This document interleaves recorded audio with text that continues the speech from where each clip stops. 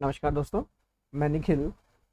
अगर आप UPSC, NTA NET, state public service commission जैसे कि Bihar public service commission, Chhattisgarh public service commission, Uttar Pradesh public service commission, इसके अलावा अगर आप स्टेट नेट जो होता है आपका वो, या फिर बीए और एमए की तैयारी दर्शन शास्त्र से कर रहे हैं तो आप हमसे जुड़ सकते हैं। डिस्क्रिप्शन में हमारे नंबर दिए हुए हैं। हम 2012 से, जी हाँ, 2012 से ऑनलाइन फिलॉसफी पढ़ा रहे हैं। तो जिस भी किसी विद्यार्थी को आवश्यकता हो वो हमसे बात कर सकता है। बहुत बहुत धन्यवाद। नमस्कार दोस्तों, टॉपर्स फ्रंट एजुकेशन में एक बार फिर से आप सभी का बहुत बहुत स्वागत है। बुद्ध दर्शन। बुद्ध दर्शन भारतीय दर्शन परंपरा के अंदर नास्तिक दर्शन कहलाता है। नास्तिक का मतलब है कि ये वेदों की सत्ताओं को स्वीकार नहीं करते हैं। ये एकमात्र ऐसा दर्शन है जिसके अंदर जिन्होंने इस दर्शन को शुरू किया या जिन्होंने इस दर्शन को पैदा किया, उन्होंने ही इसे कहीं ना कहीं चरम पर पहुंचाया। भगवान बुद्ध ने कड़ी तपस्या के बाद, कड़ी लगन के बाद पूरे संसार को यह समझाया कि जो वेदों के अंदर लिखा हुआ है केवल वही ज्ञान नहीं है, ज्ञान उसके अतिरिक्त भी बहुत कुछ है। उन्होंने समझाया कि जो वेदों के अंदर जितनी भी आपकी रचनाएं हैं, जितने भी आपके कंसेप्ट हैं, चाहे वो मोक्ष का हो, चाहे वो आत्मा का हो, चाहे वो पुनर्जन्म का हो, चाहे वो जीव का हो, चाहे वो संसार का हो, चाहे वो बंधन का हो, ये सारे के सारे कंसेप्ट केवल वैसे नहीं है जैसे वेदों में लिखे गए हैं, ये उसके अतिरिक्त भी बहुत कुछ है। बुद्ध दर्शन ने यह समझाया कि जीवन के अंदर या बुद्ध दर्शन के जो शुरुआत है वो शुरुआत दुख से होती है। भगवान बुद्ध ने 4 आर्य सत्य या 4 नोबल ट्रुथ का सिद्धांत दिया, जिसमें पहला सत्य कहलाया कि दुख है। यहां उन्होंने दुख की घोषणा कर दी कि दुख है। ऐसा नहीं है कि ऐसा विचार देने वाले पहले दार्शनिक थे, इनसे पहले भी बहुत दार्शनिक हुए हैं, लेकिन इतनी हिम्मत शायद किसी ने नहीं करी कि जो ये डायरेक्ट कह सके, खुले में कह सके कि दुख है। और लोगों ने इसके कारण भगवान बुद्ध को कहा कि ये निराशावादी है। लेकिन वास्तविकता ये थी कि जब बुद्ध चौथे आर्य सत्य पर पहुंचते हैं तो वो कहते हैं कि दुख की मुक्ति का मार्ग क्या होगा।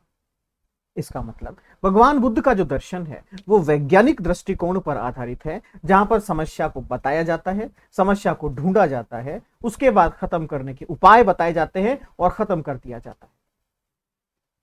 जैसे बीमारी में होता है, जैसे विज्ञान काम करता है, उसी तरीके से भगवान बुद्ध का 4 आर्य सत्य का सिद्धांत चला। भगवान बुद्ध ने उस प्रकार की आत्मा को स्वीकार नहीं किया जैसा कि वेदों में लिखी हुई है, जिसको मैं नित्य कहता हूं, जिसको मैं मुक्त कहता हूं, जिसको मैं अनंत कहता हूं, कि जो कभी समाप्त नहीं हो सकती, जो हमेशा विद्यमान रहती है। भगवान बुद्ध कहते हैं कि आत्मा परिवर्तनशील है। आत्मा परिवर्तनशील है। यही परिवर्तनशील का सिद्धांत आगे चलकर क्षणिकवाद बना, जो कहता है सर्व क्षणिकम। हर एक वस्तु, हर एक घटना, हर एक विचार एक क्षण के लिए आता है और एक क्षण में चला जाता है। कुछ लोगों ने इस सिद्धांत के बारे में गलत तरीके से पढ़ा, कहा कि क्षणिकवाद अपने आप में गलत सिद्धांत है, क्योंकि एक क्षण में 2 चीजें नहीं हो सकती। अर्थात जीवन और मृत्यु एक ही क्षण में कैसे संभव है। मैं तो इतना बड़ा हो गया लेकिन मैं तो नहीं मरा। समझने की कोशिश कीजिएगा। क्षणिकवाद, पहली बात तो भगवान बुद्ध का सिद्धांत नहीं था, ये उनके अनुयायियों ने दिया था। दूसरी बात, क्षणिकवाद ये नहीं कहता कि आप एक क्षण में पैदा होंगे या एक क्षण में मरेंगे। क्षणिकवाद आपको समझाता है, समझने की कोशिश कीजिएगा, एक कमरे में अगर आपने लाइट बंद कर दी तो अंधेरा आ जाएगा। लाइट का बंद होना और अंधेरे का आना ये बहुत लंबे गैप के अंदर नहीं हुआ है, एक क्षण के अंदर हुआ है।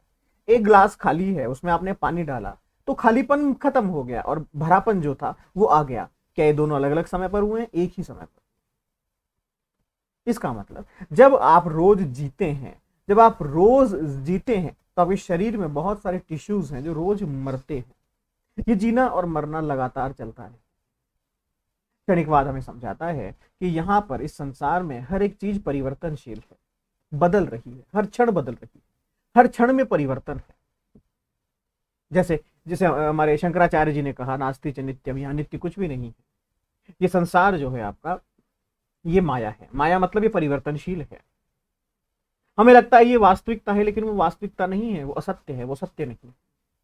तो यही कंसेप्ट शंकराचार्य जी का था, यही कंसेप्ट हमारे भगवान बुद्ध का था, या भगवान बुद्ध के अनुयायियों का था। भगवान बुद्ध का दर्शन अपने आप में पूरे संसार के अंदर फैला, और उन्होंने लोगों को ये समझाया कि केवल वेदों के अंदर ज्ञान नहीं है, वेदों के अतिरिक्त भी ज्ञान है, और ज्ञान आपके अंदर से निकलता है। भगवान बुद्ध ने आत्मनिर्भर बनाना सिखाया। उन्होंने कहा निर्भरता खत्म कर दीजिए। अगर आपकी निर्भरता भगवान बुद्ध पर भी है, भगवान बुद्ध का खुद का स्टेटमेंट है, अगर आपकी निर्भरता मेरे ऊपर भी है तो आप मुझे रास्ते से हटा दीजिएगा। क्यों? क्योंकि आपको मुझसे भी आगे जाना है। मैं आपका लक्ष्य नहीं हो सकता, मैं केवल आपका मार्ग हूं, और अगर आप मुझे अपना लक्ष्य बनाकर चल रहे हैं तो आप मार्ग में भटक जाएं। भगवान बुद्ध ने कहा आत्मनिर्भर बनिए। मरते वक्त या फिर संसार से विदा लेते वक्त भगवान बुद्ध का एक बहुत ही अच्छा कंसेप्ट था, जब उनके शिष्य उनके पास बैठे हैं और रो रहे हैं और कह रहे हैं कि हमारा मार्गदर्शन कौन करेगा। रो रहे मतलब दुखी हैं, परेशान हैं कि अब कौन, अब कौन, अब आपके बाद कौन, हमारा क्या होगा, हमारे दर्शन का क्या होगा, हमारे इस पंथ का क्या होगा, हमारी विचारधारा का क्या होगा, कौन है जो हमें मार्गदर्शन देगा। काफी पुस्तकों में लिखा गया है कि सारे विलाप कर रहे हैं, रो रहे हैं, और भगवान बुद्ध जो है लेटे हुए हैं। भगवान बुद्ध उठते हैं और पूछते हैं क्या तकलीफ है, तो कहते हैं महाराज आपकी बात हमें, हमारा क्या होगा, आपके बाद हमारा मार्गदर्शन कौन करेगा। तो भगवान बुद्ध यहाँ पर एक बहुत ही फेमस स्टेटमेंट, या बहुत ही एक शब्द के अंदर पूरे दर्शन शास्त्र को समझाने की कोशिश करते हैं। भगवान बुद्ध कहते हैं आपो दीपो भव, अपने दीपक स्वयं बनो। अगर आपको अपने जीवन में प्रकाश करना है तो उधार के उजाले से काम नहीं चलेगा, खुद का दीपक खुद बनना पड़ेगा, खुद को जलाना पड़ेगा ज्ञान की अग्नि में। दूसरे के उधारी मांगे हुए दीपक से, दूसरे के उधार मांगे हुए आपके प्रकाश से आपके घर में प्रकाश नहीं हो सकता।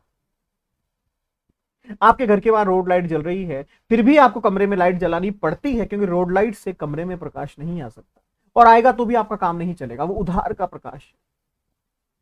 उसी तरीके से अगर जीवन में कुछ करना है तो भगवान बुद्ध कहते हैं आपको दीपक भव, अपना दीपक स्वयं बनाओ। तो ये बुद्ध दर्शन का सार। अगले वीडियो मिलते हैं एक नए टॉपिक के साथ, तब तक के लिए बहुत बहुत धन्यवाद।